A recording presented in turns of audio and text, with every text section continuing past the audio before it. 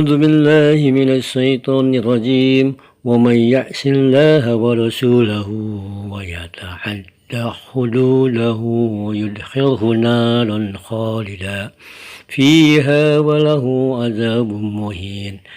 Dan barang siapa mendurhakai Allah dan Rasulnya dan melanggar batas-batas hukumnya, niscaya Allah memasukkannya ke dalam api neraka. Dia kekal di dalamnya dan dia akan mendapat azab yang menghinakan. Quran Surat An-Nisa ayat 14. Al-aslu bil ibadati at-tauqib wal ittiba, yaitu wa bi ibaratin ukhra al-aslu bil ibadati al-butlan hatta yakuma dalilun alal amri. Asa dalam ibadah tangguhkan, batal, haram, jangan dilakukan. Jadi asa dalam ibadah tidak boleh, haram, batal, jangan dilakukan sampai ada dalil yang memerintahkan. Ada dalil, laksanakan, tidak ada dalil, tinggalkan.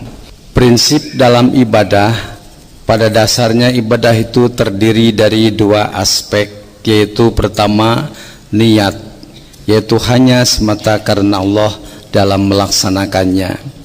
Kedua kaifiyat, yaitu cara mengamalkan ibadah tersebut, apakah sesuai dengan contoh Nabi atau tidak. Niat salah, cara benar, salah benar. Niat salah, cara benar, salah, salah. Caranya,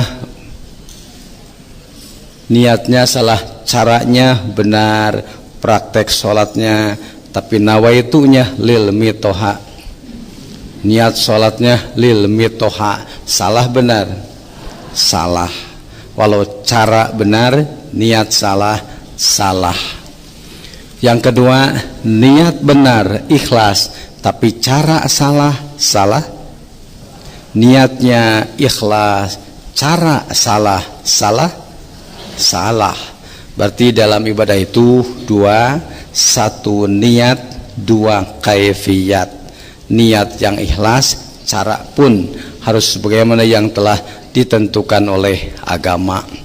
Contoh, niat syukuran karena kelahiran anak. Ada yang syukuran pada usia 4 bulan dalam kandungan, ada syukuran dalam usia 7 bulan dalam kandungan, ada syukuran 7 hari dari melahirkan, ada syukuran 40 hari setelah melahirkan. Semua niatnya sama, bersyukur kepada Allah karena dianugerahi putra. Nah itu niatnya sama. Caranya ini 4 bulan dalam kandungan, ini 7 bulan, ini 7 hari dari kelahiran, ini 40 hari. Bisa dianggap semuanya benar? Tidak? Karena niatnya ikhlas? Tidak. Tidak biasa dianggap benar karena mana cara yang dicontohkan oleh Nabi. Ternyata Nabi memberikan contoh anjuran dan perintah akekah pada hari ke-7 dari kelahiran. Itulah tepat waktunya. Saya contohkan, kalau memasukkan bola ke gawang kiper harus kapan? Harus sedang main. Sebelum main sudah memasukkan 5-0 dihitung? Enggak. Habis main baru masukkan 10-0 dihitung? Tidak. Ini terlalu awal, ini terlalu akhir. Tepat waktu. Rule of the game-nya bagaimana?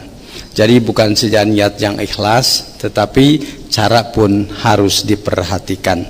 Itu dalam ibadah. Jadi jangan kadang-kadang di kita ya yang penting mah niat saja yang ikhlas. Biarlah dia belum tentu salah, kita pun belum tentu benar. Yang penting niat saja karena Allah.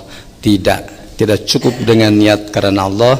Bagaimana niatnya dan bagaimana kaifiyatnya. Nah itu gambaran ibadah, niat dan kaifiyat. Bismillahirrahmanirrahim. Hadis Aisyah radhiyallahu anha, Nabi Shallallahu Alaihi Wasallam bersabda, "Man ahdasa fi amrina haza ma laisa minhu fahuwa raddun." Barang siapa membuat suatu perkara baru dalam agama kami ini yang tidak ada asalnya, maka perkara tersebut tertolak. Hadis riwayat Bukhari. Dalam riwayat lain disebutkan, "Man amila amalan laisa alaihi amruna fahuwa raddun." Barang siapa melakukan suatu amalan yang bukan ajaran kami, maka amalan tersebut tertolak. Hadis riwayat Muslim. Bagaimana cara mengetahui ibadah yang benar atau sesuai dengan perintah Allah dan Rasulnya? 1. Harus ada perintah dari Allah dan Rasulnya atau dalil. 2. Niatnya karena Allah. 3. Tata cara ibadahnya harus sesuai dengan dalil. Ibadah itu tidak cukup dengan niat karena Allah dan ikhlas saja, sedangkan caranya tidak sesuai. Ibadah itu buatan Allah, aturan Allah, maka bentuk ibadahnya sesuai dengan keinginan Allah, bukan keinginan sendiri dan nafsu. Yang dianggap baik menurut manusia belum tentu baik di hadapan Allah. Yang baik belum tentu benar, oleh karena itu ada perintah kerjakan, tidak ada perintah tinggalkan. A'udzu billahi minas syaitonir rajim. Qul ati'u Allah war rasul fa in tawallaw fa innallaha la yuhibbul kafirin. Katakanlah Muhammad, taatilah Allah dan Rasul. Jika kamu berpaling, ketahuilah bahwa Allah tidak menyukai orang-orang kafir.